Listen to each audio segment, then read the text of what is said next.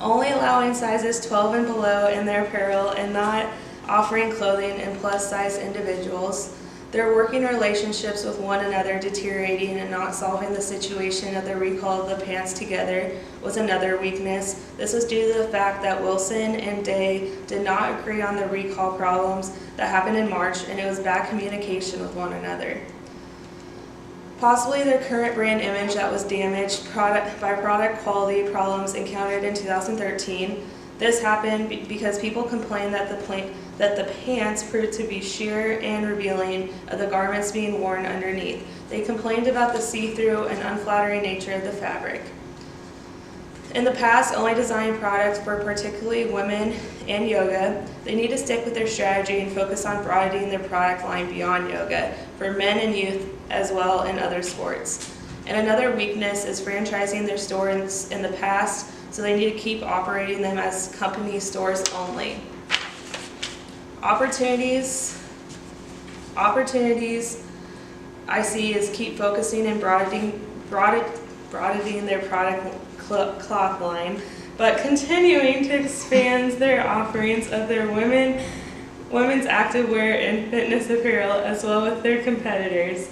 Trying to maintain their community-based customer loyalty, continuing to help their customers live longer, healthier, and fun lives, continuing to have a strong ties to fitness instructors and fitness establishments, opening more stores in North America and trying to keep opening up additional stores outside the United States as well, focusing on expanding stores more in the United States compared to their out-of-country store expansions, and maintaining their online websites. When it comes to threats, the main threat is their competitors selling less expensive branded items compared to them. Having their competitors expand their offerings of women's activewear and fitness apparel. Another threat is while doing business internationally, other competitors that know more about the country might have a bigger advantage of what their customers' preference and their product materials are.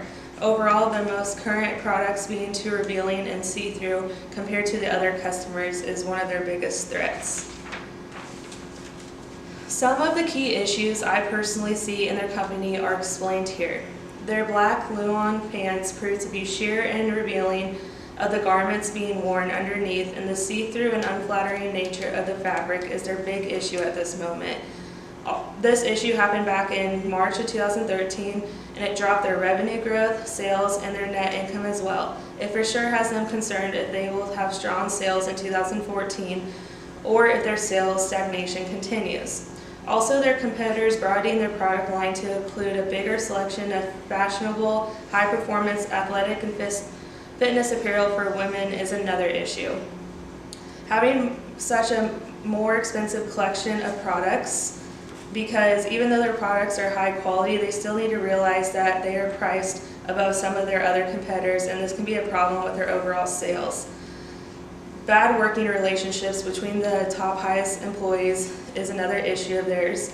After the recall of 2013, the working relationships between the two deteriorated, and they did not handle the situation recall that well, and it was just very bad communication, which caused a lot more issues. There are many recommendations that can be formed regarding the future of Lululemon, but trying to gain their sales, net income, and revenue growth needs to, of course, be the main address. Other than that, a list of recommendations and alternatives that I would believe would help Lululemon get back on track would be to focus on their customer loyalty, considering to lower their price in their products and be comparable to their other competitors. Still stay focused in their women's activewear and fitness apparel, but to focus on broadening their product line as well. If they broaden their product line and make products for men and athletic female youth, I think they personally will be more profitable and productive. They still need to focus on their women's activewear and fitness apparel because their other competitors are expanding theirs as well, but they need to focus on selling apparel to other sports too. Not being a franchise company, go back to operating their company stores on their own. In 2010, they determined that their franchise stores was not one of Lululemon's best long-term strategic interests anymore. They need to stick to their idea of not being a franchise business and focus more on themselves. If they want to open additional stores outside the United States, they need to see what the different countries' taste preferences are, meaning each country is going to be different on what kind of styles they like when it comes to clothes. Lululemon needs to do more research in seeing what each country's styles are more like and what they wear. Considering to build or put some of their stores on highways too, they say that their stores are primarily on street locations in upscale shopping centers or malls. Maybe consider possibly putting some of their stores next to busy intersections or highways so customers who may not be from the area would see the stores too. And the last recommendation is to get more into the advertising world. They say that their stores are primarily on change that. Even though they rely on a lot of their local customers, word of mouth, and social media, they should consider just trying to do a few advertising pieces here and there with either print or television advertisements and see if that increases their customer base and profits.